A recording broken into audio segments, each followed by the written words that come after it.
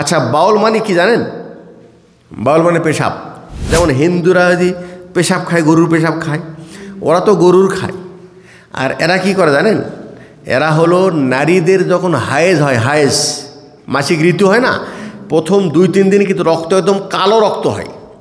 আর ওদের যে গুরু, ওদের জন্য মানে এই কালো রক্ত খাওয়া এটা হলো ওদের ফজিলতের কাজ। তার মানে তাদের আকীদা এবং তাদের কর্মকাণ্ড জঘন্যতম। দেখেন না, বড় বড় চুল। আত্মাহারিক টিভি, ওহির আলোয় উদ্ভাসিত জীবনের জন্য। বাউল কারা?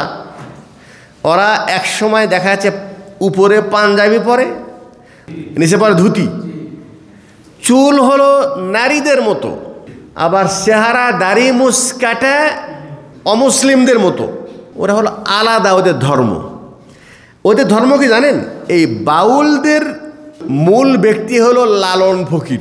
লালনের বক্তব্য এটা যে আমরা হিন্দুও না, মুসলমানও না, আমরা একটা আলাদা ধর্ম এবং নীতির অনুসারী।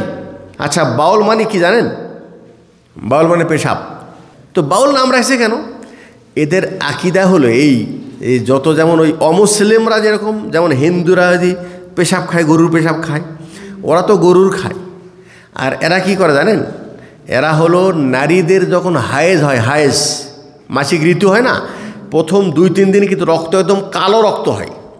আর ওদের যে গুরু, ওদের জন্য মানে এই কালো রক্ত খাওয়া এটা হলো ওদের ফজিলতের কাজ। ওদের কি ফজিলতের কাজ।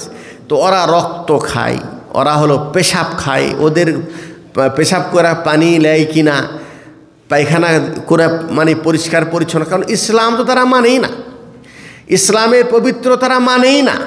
তার মানে তাদের আকীদা এবং তাদের কর্মকাণ্ড জঘন্যতম। আর ওই লালন ফকিরের মাজারে প্রত্যেক বছর একবার ওরস হয়।